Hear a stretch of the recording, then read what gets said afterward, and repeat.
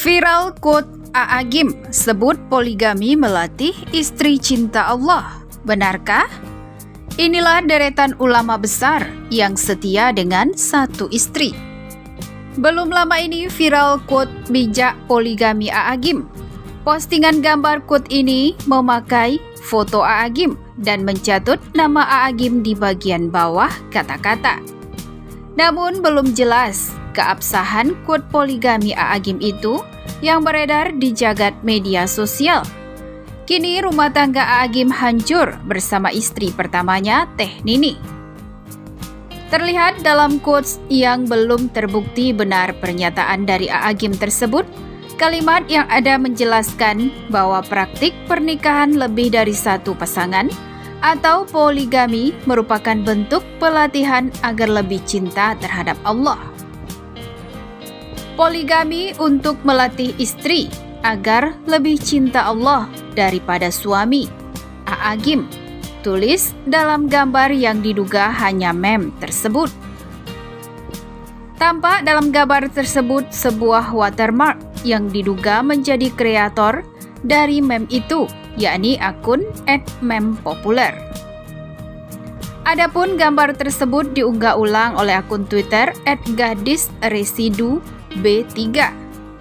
Dia pun membuat sebuah kicauan yang menyatakan bahwa soal berhubungan intim sebenarnya alami dan semua orang tentu membutuhkannya.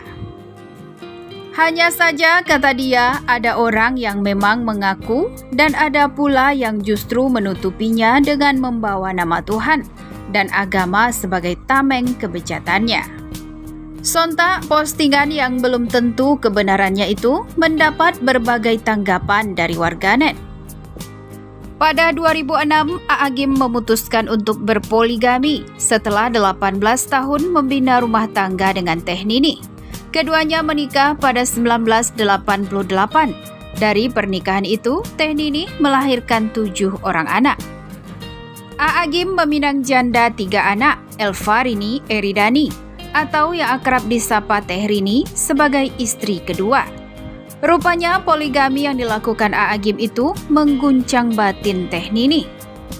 Ada luka yang membuat Teh Nini mengunjungi psikolog saat itu. Psikolog yang ditemuinya adalah Tika Bisono. Teh Nini diam-diam mengunjungi Tika Bisono. Dari pertemuan itu, Tika Bisono menduga Teh Nini terluka dengan keputusan A.A. Gym yang memadunya. Menurut Tika, Teh Nini mengalami kegusaran dalam menghadapi perubahan dalam rumah tangganya. Tika mengatakan Teh Nini mengalami kekecewaan. Tika pun tidak menyalahkan keputusan A.A. Gym berpoligami sebab itu bersangkutan dengan perasaan seseorang. Atas keputusan A.A. Gym berpoligami itu, Teh Nini sempat ingin bercerai. Selama ini memang muncul silang pendapat soal poligami ini. Bagi sebagian muslim berdalih, poligami itu sunnah karena dilakukan oleh Nabi Muhammad SAW. Dalilnya adalah dengan menjiplak mentah-mentah perilaku Nabi itu tanpa mempertimbangkan matang. Beberapa lagi berpendapat hukum poligami itu jaiz atau boleh. Dalilnya Al-Quran Surat An-Nisa ayat 3. Dan jika kamu takut tidak akan dapat berlaku adil terhadap hak-hak perempuan yang yatim, bila mana kamu mengawininya, maka kawinilah wanita-wanita lain yang kamu senangi, 2, 3, atau 4. Namun demikian dalam surat itu Allah juga mengingatkan, kemudian jika kamu takut tidak akan dapat berlaku adil, maka kawinilah seorang saja, atau budak-budak yang kamu miliki. Yang demikian itu adalah lebih dekat kepada tidak berbuat aniaya. Di Indonesia sebenarnya banyak tokoh ulama terkenal yang diakui keilmuannya, namun tetap memilih tidak berpoligami. Sebut saja nama Profesor Dr. Haji Abdul Malik Karim Amrullah atau lebih akrab dipanggil Buya Hamka. Ulama sekaligus mantan Ketua Umum Muhammadiyah ini setia dengan satu istri, Siti Raham.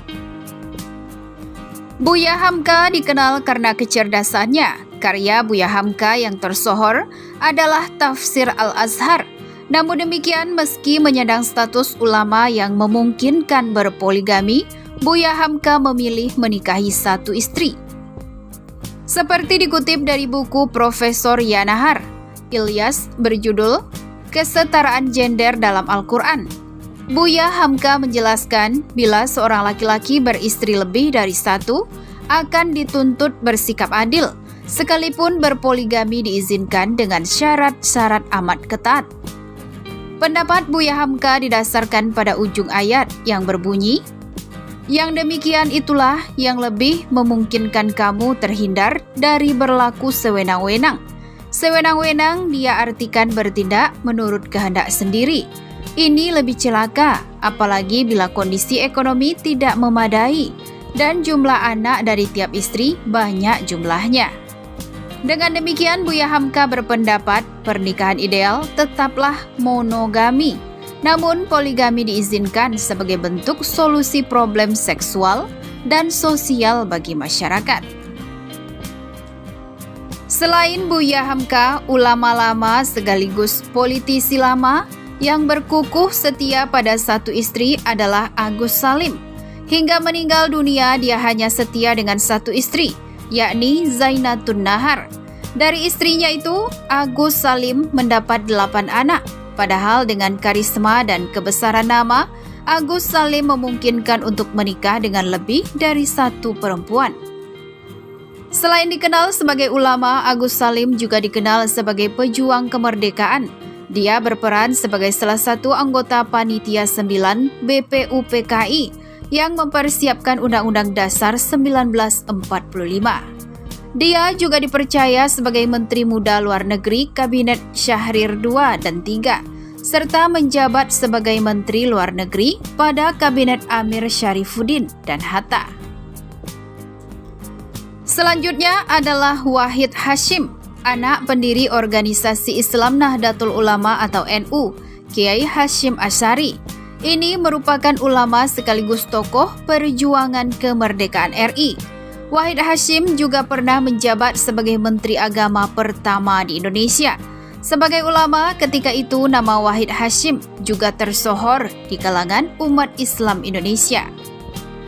Sebagai ulama, politisi sekaligus pejabat pemerintahan, Wahid Hasyim memilih tidak berpoligami. Dia menikah dengan Solehah binti Bisri Sansuri.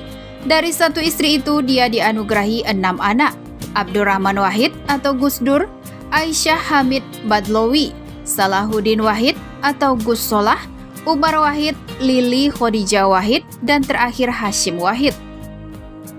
Menikahi satu istri atau monogami juga dilakukan Abdurrahman Wahid alias Gus Dur. Anak sulung Wahid Hasyim, Gus Dur, yang juga mantan Presiden RI itu menikahi Sinta Nuriyah.